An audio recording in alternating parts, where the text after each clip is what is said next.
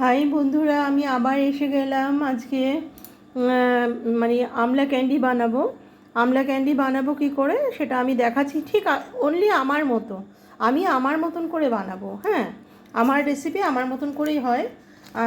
কোনো কিছু মানে একটু তো আলাদা হবেই। আমি যখন বললাম যে আমার মতন করে বানাবো, তো একটু তো আলাদা হবেই। সবাই পারো করতে, সবাই করো, কিন্তু আমারটা একটু কিছু কিছু জিনিস একটু আলাদা আছে, তো দেখে নাও। তো আমি বলছি যে এই আমলাগুলো আমি 1 কেজি নিয়েছি, 1 কেজি আমলা। তো 1 কেজি আমলার সাথে 1 কেজি মিশ্রি। আবার যদি কেউ মিশ্রি খেতে না চাও, চিনি দিয়ে করতে চাও সেটাও পারো, বা চিনি যদি কেউ খেতে না চাও তাহলে গুড় দিয়েও করতে পারো। মানে 500 আমলা হলে 500 গুড়, 1 কেজি আমলা হলে 1 কেজি গুড়। মানে রেশিওটা এটা এরকম হবে। তো আমার এখানে 1 কেজি আমলা আছে, দেখাচ্ছি। এখানে 1 কেজি আমলা আছে, আর কি বলে 1 কেজি মিশ্রি নিয়েছি। তো এই আমলাগুলোকে আমি এখন ভাপে সেদ্ধ করে নেব। জেনারেলি সবাই যেটা করে সেটাই আমি করছি, ভাপে সেদ্ধ করে নেব। আর পরে আমি এই মিষ্টিগুলোকে আমি গুঁড়ো করে নেব। হ্যাঁ, তো এখন আমি এটা সেদ্ধ করব, কিন্তু তার আগে আমি কি করব, কড়াইয়ের মধ্যে কি কি দিচ্ছি ভাজা মশলাগুলো দেখে নাও। আমি এখানে দিয়েছি, এই দেখো, ধনে দিয়েছি, লবঙ্গ দিয়েছি, ওটা ধনে ধনে, তেজপাতা, লবঙ্গ, মেথি, গোটা জিরে, কালো জিরে, দারচিনি, শুকনো লঙ্কা, গোলমরিচ। এই যে দেখতে পাচ্ছ আমার এগুলো। আর আমি মৌরিও দিই, তো মৌরিটা এখন আমার নেই বলে মৌরিটা আমি দিতে পারলাম না, তোমাদের দেখাতেও পারলাম না। এর মধ্যে মৌরিও পড়বে, কিন্তু খুব সুন্দর গন্ধ বেরোয়। মৌরি যেহেতু নেই সেই জন্য আমি দেখাতে পারলাম না।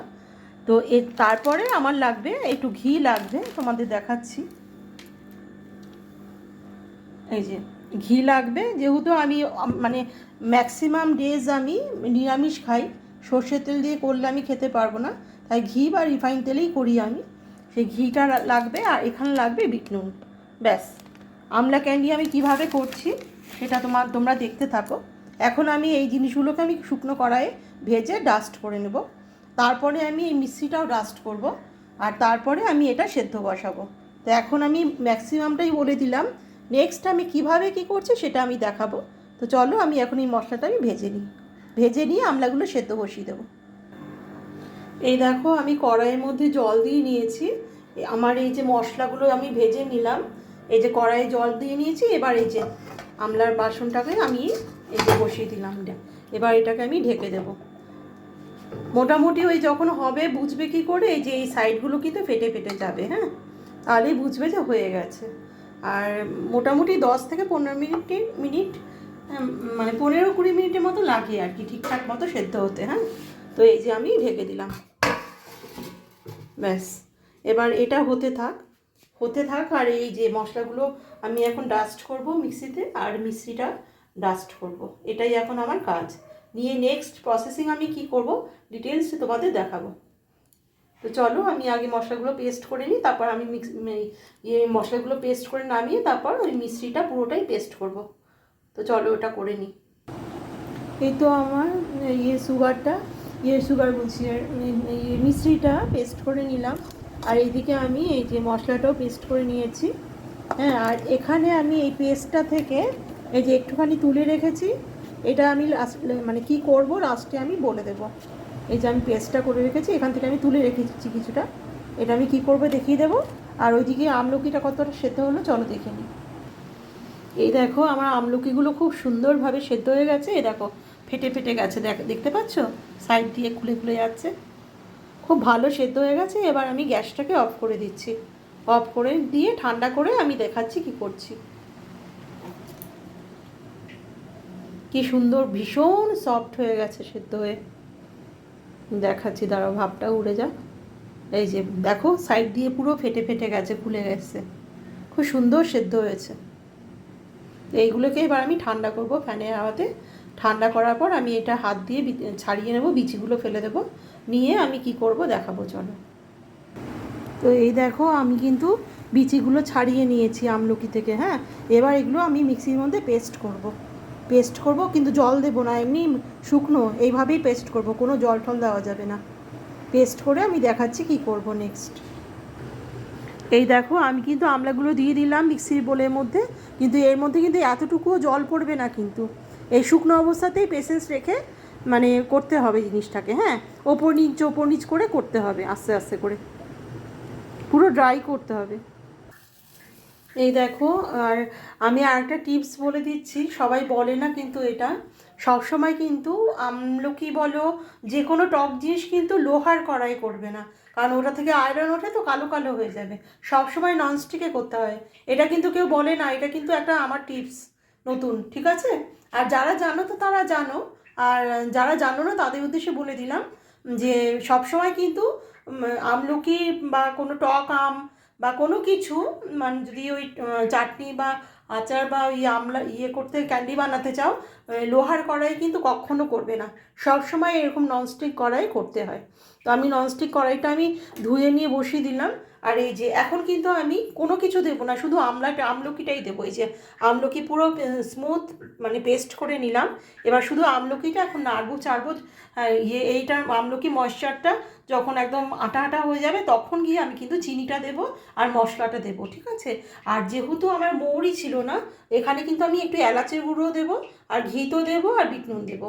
আর আমি কিন্তু পাতিলেবুর কথা বলিনি, আমি কিন্তু একটা পাতিলেবুও চিপে দেবো, ব্যাস। এটাই হচ্ছে আমার নিজস্বতা। পাতিলেবু অনেকে দেয় না, আবার অনেকে হয়তো দিতেও পারে, জানি না, আমার জানা নেই, কিন্তু পাতিলেবুটা আমি কিন্তু দেবো। আর মৌরি যেহেতু ছিল না তার বদলে আমি এলাচের গুঁড়ো দেবো।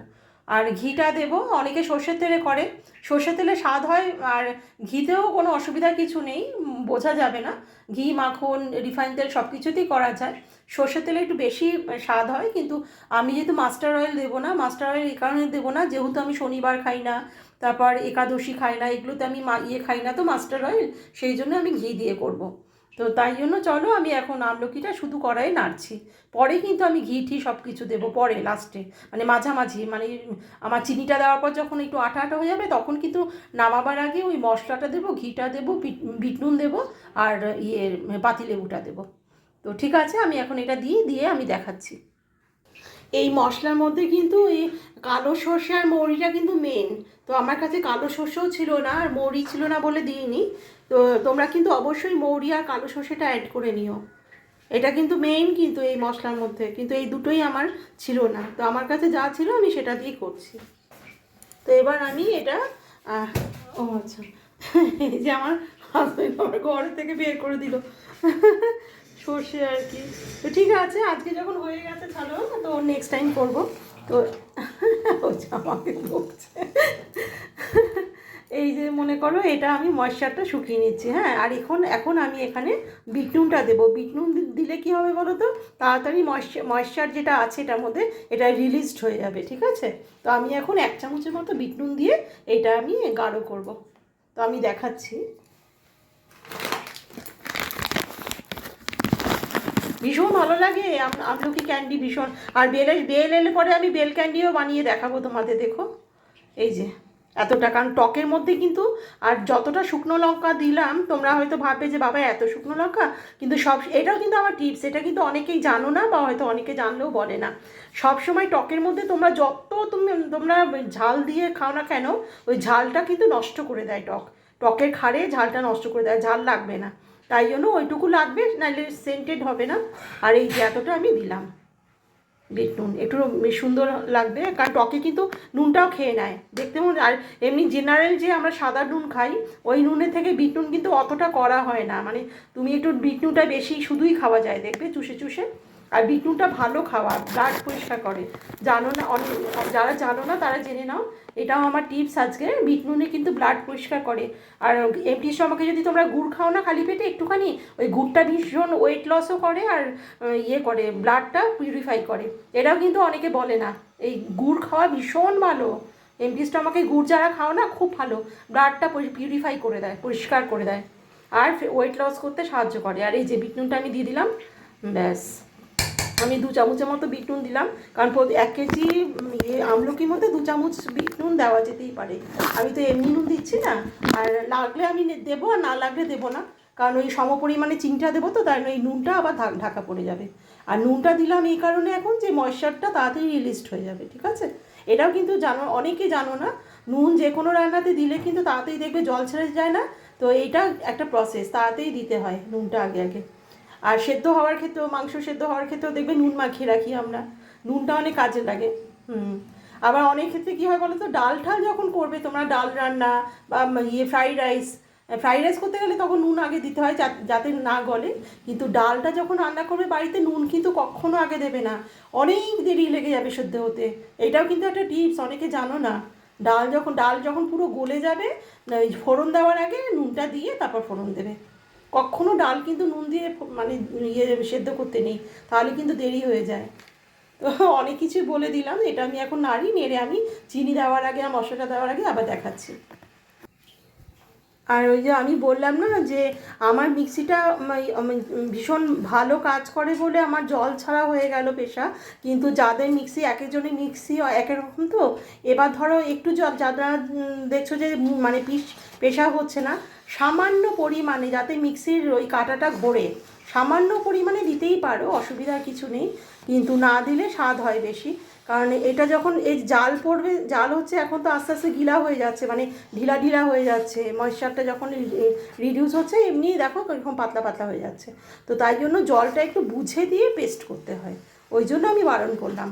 যাদের মিক্সি খুব ভালো তারা জল ছাড়া করবে, আর যাদের মিক্সিটা একটু মোটামুটি সাধারণ, যে একটু জল না দিলে হবে না, দিতে পারো, অসুবিধার কিছু নেই। কিন্তু সেখানে পেশেন্স রেখে তোমাকে কিন্তু জালটা অনেকক্ষণ দিতে হবে, আর কিছুই না। এটাই হচ্ছে কথা। আর সবসময় এটা মাথায় রাখবে যে যে কোনো ম্যাঙ্গো ক্যান্ডি বলো, বেল ক্যান্ডি বলো, আমলকি ক্যান্ডি বলো, বা আমের আচার, বেলের আচার, বা এই আমলকির আচার, মানে টক জাতীয় জিনিস কখনো লোহার কড়াইয়ে করতে নেই। কারণ লোহার কড়াই কিন্তু আয়রন আছে তো, আর লোহার কড়াই করলেই জিনিসটা কিন্তু পুরো কালো কালো হয়ে যাবে, স্বাদটা চলে যাবে, আর একটু কষকষ ভাব এসে যাবে। এই সমস্ত জিনিসগুলো কিন্তু মাথায় রাখতে হয়। তাই জন্য টক জিনিস সবসময় কিন্তু ননস্টিক কড়াইয়ে করতে হয়, এটা কিন্তু সবসময় মাথাতে রেখো। আর কালারটাও নষ্ট হবে না, আর ওই কষ্টা যে ভাবটা থাকে, ওই কষ ভাবটাও লাগবে না। অনেক বেনিফিট আছে, মানে এই ননস্টিক কড়াই করা অনেক বেনিফিট আছে। আর সুবিধাও লাগবে না, এই যে দেখো আমি কিন্তু ঘি এখনও দিইনি, কিন্তু এই যে আমার লাগছে না, কিন্তু উঠে যাচ্ছে, অনেক সুবিধাও আছে। আর লেবুটা কিন্তু অবশ্যই দেওয়ার চেষ্টা করো, লেবু, মৌরি, আর ধনে, আর অন্যান্য মশলা যদি নাও দাও, শুকনো লঙ্কা, গোটা জিরে, ধনে, মৌরি, আর সর্ষে, এগুলো কিন্তু মাস্ট, আর গোলমরিচ। এগুলো কিন্তু মাস্ট দিতেই লাগে। তো আমার কাছে যখন ওই মৌরি ছিল না, আমি লাস্টে একটু ওই যে আমার কাছে আছে, এলাচের গুঁড়ো আছে, ওটা আমি দেবো সেন্টের জন্য। তো আমার প্রায় এটা হয়ে এসছে, এখন কিন্তু আমি এই পর্যায়ে আমি চিনি দেবো। চিনি বলছি, আর যে মিশ্রিটা আমি ডাস্ট করে রেখেছি ওটা আমি দেবো, কারণ ওইটা দিলে আর একটু গিলা গিলা হয়ে যাবে। ঠিক আছে, ওটা আমি দিয়ে দিচ্ছি, এখন দিয়ে আমি দেখাচ্ছি। এই যে আমি কিন্তু পুরো চিনিটা দিয়ে দিয়েছি।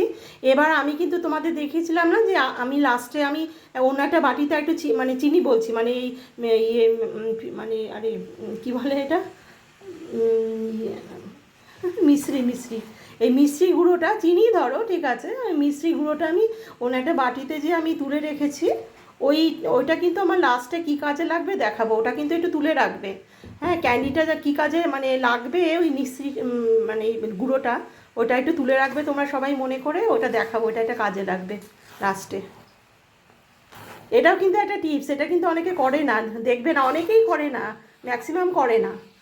আর দেখিনি আমি, কিন্তু এটা কিন্তু আমি যেহেতু বেল ক্যান্ডি ওই কিনে খেয়েছি তো অনেকবার, দেখেছি আমি জিনিসগুলো যে কি করলে কি মানে দেওয়া থাকে ভেতরে। তো ওইটা আমি আইডিয়া খাটিয়ে আমি কিন্তু নিজের মাথা থেকে বের করেছি, তাই জন্য ওটা আমি দেখাবো কোন কাজে লাগে, ঠিক আছে। তো এই যে আমি এটা মিশাচ্ছি, এই যে দেখো এখন অনেক পাতলা হয়ে গেল, চিনিটা গলবে, এই মানে মিষ্টিটা যত গলবে তত আরও পাতলা হবে, পাতলা হয়ে এটা আঠা আঠা হবে। আর আমার যেহেতু সিলিকন মোল্ড আছে, তাই জন্য আমার কিন্তু ওই কেক টিনে আমার না ঢাললেও হবে। আর যারা কেক টিনে ঢালবে তারা কিন্তু অবশ্যই মানে বাটার পেপার আছে না, বাটার পেপার, ওই বাটার পেপারে করে মানে গ্রিস করে, অয়েল গ্রিস করে ঢালবে, তাহলে কি বলো তো, তোমাদের ডিমোল্ড করতে সুবিধা হবে। বাটার পেপার ছাড়া করতে পারো, অসুবিধার কিছু নেই, কিন্তু ডিমোল্ড করতে অসুবিধা হয়, কিন্তু বাটার পেপারটা খুব ইজি। আর সবসময় বাটার পেপারটা গ্রিস করে তার উপরে যদি ইয়েটা আমলকি ক্যান্ডি বা যে কোনো কেক টেক কিছু করো, ঢালে আমাদের জন্য সুবিধা হয় ধুলতে, ঠিক আছে। এটা তো সবাই জানো। তো আমার যেহেতু সিলিকন মোল্ড আছে, তাই জন্য আমার এই সমস্ত লাগবে না, আমার এমনি একটু অয়েল গ্রিস করে ঢেলে দেবো, এমনি ইজিলি উঠে যাবে। আর আমি বলবো সবাইকে এই সিলিকনের জিনিসই কিনে নাও, তাহলে এত বাটার পেপার টেপারে খরচাটাও কমে যাবে, লাগবে না, খুব ইজি প্রসেসে তুলতেও পারবে, আর সুবিধে, অনেক সুবিধে। সিলিকন মোল্ডই বেশি সুবিধে, কোনো ঝামেলার কিচ্ছু নেই, ইজিলি উঠে যায়, আর খাটনিও কম। তো ঠিক আছে, আমি এটা এখন পুরো নাড়তে থাকি। লাস্টে আমি কিন্তু এখন দেওয়া বাকি আছে ঘি, লেবু আর এই মশলাটা, ওটা আমি লাস্টে দেখাচ্ছি। এটা এখন নেড়ে এখন পুরো ঘন ঘন আঠা আঠা করি, তারপর দেখাচ্ছি তোমাদের। আর সাবধানে কিন্তু তোমরা করবে। দেখো, দেখেছো কত ছিটে ছিটে এসছে। প্রথম বাড়িয়ে দেবে, যখন দেখবে ছিটছে তখন কমিয়ে দেবে। এবার আমার প্রায় আঠা আঠা হয়ে এসছে। এখন কিন্তু আমি এই যে মশলাটা আমি দিয়ে দিচ্ছি, দিয়ে এটাকে নিয়ে আবার কিছুক্ষণ ফোটাবো। ঠিক আছে, প্রচুর ছিটছে কিন্তু, আমার গায়েও ছিটে আসছে, তাই জন্য এটাকে নাড়িয়ে চাড়িয়ে তারপরে ওই লেবু দেবো আর দেবো, ঘি দেবো।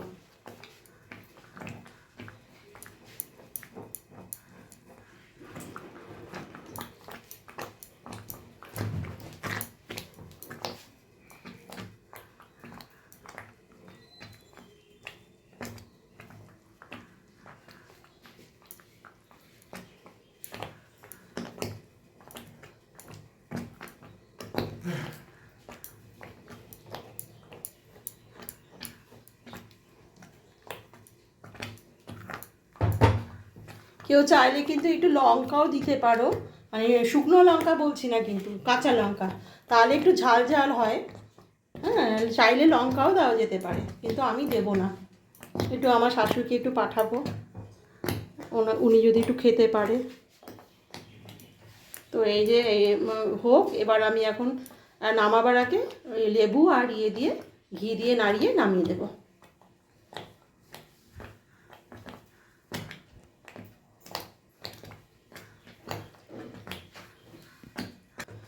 এই দেখো, আমি কিন্তু 4খানা লেবু নিয়ে নিয়েছি।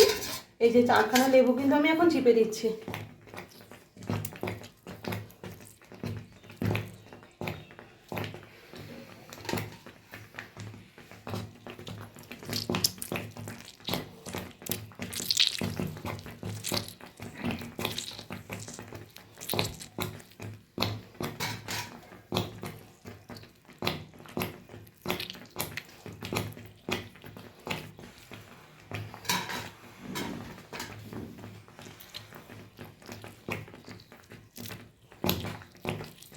ব্যাস, এবার আমার লেবু চেপা হয়ে গেল।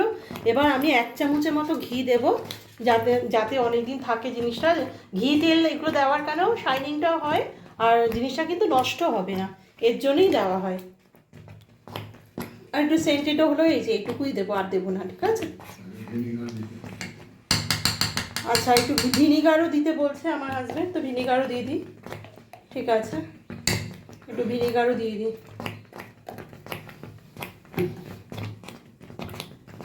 এই যে আমার বরের কাছে আমি শিখলাম, বেশি দিন রাখতে গেলে ভিনিগারও দিতে হয়। এটা কিন্তু আমি জানতাম না, তো যাই হোক জেনে নিলাম, অনেকেই জানো হয়তো। তো ঠিক আছে, আমি একটু ভিনিগারও দিয়ে দিয়েছি 1 চিপির মতো। আর এই যে ঘিটা দিয়েছি দেখতেই পাচ্ছ, লেবুও দিলাম, ব্যাস আমার কিন্তু অলমোস্ট কমপ্লিট। এবার আমি সিলিকন মোল্ডের মধ্যে দিয়ে একদম পুরো আধা ঘন্টার মতো রাখলেই জমে যাবে, পুরো ক্যান্ডি হয়ে যাবে। নর্মাল টেম্পারেচার, কোনো ফ্রিজে টিজে ঢোকাতে হবে না, নর্মাল টেম্পারেচারে আধা ঘন্টা রাখলে জাস্ট ঠান্ডা হবে। ঠান্ডা হয়ে গেলে এটা জমে পুরো ক্যান্ডি। এবার কেটে কেটে স্লাইস করে বয়মে রেখে দাও, গিয়ে প্রত্যেক দিন এমটি স্টমাকে খাও। বাড়ির বানানো ক্যান্ডি, উপকার, কোনো একদম ভেজাল নেই, নির্ভেজাল জিনিস, উপকারী জিনিস, ব্যাস স্বাস্থ্যকর খাবার, হেলদি ফুড। এটা পুরো হেলদি ফুড হলো। হ্যাঁ, দেখো পুরো একদম ঘন হয়ে গেছে।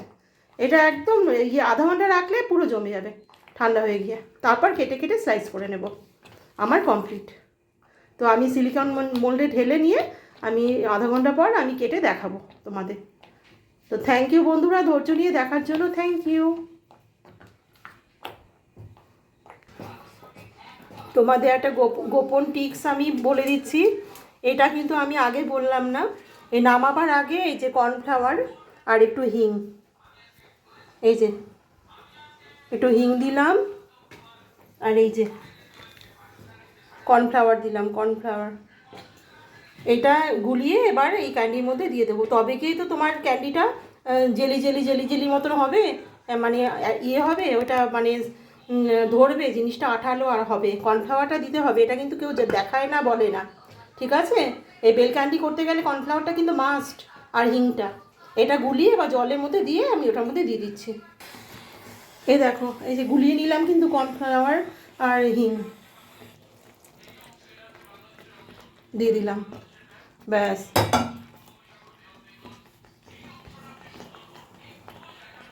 তবে গিয়ে তো তোমার মনে করো এরকম জেলি জেলি টাইপের ব্যাপারটা আসবে, তাই না? হ্যাঁ, আমার হয়ে গেছে। এবার আমি তাড়াতাড়ি করে সিলিকন মোল্ডে ঢেলে নেব, ঢেলে আধা ঘন্টা পর ফিরে আমি আসছি, দেখাচ্ছি তোমাদের।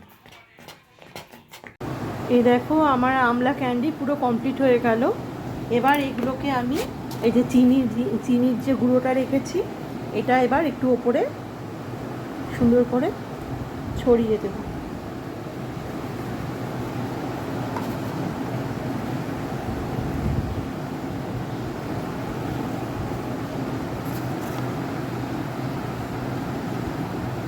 এই যে এখানে আমার হয়েছে একটু, ব্যাস অল্পই দিলাম।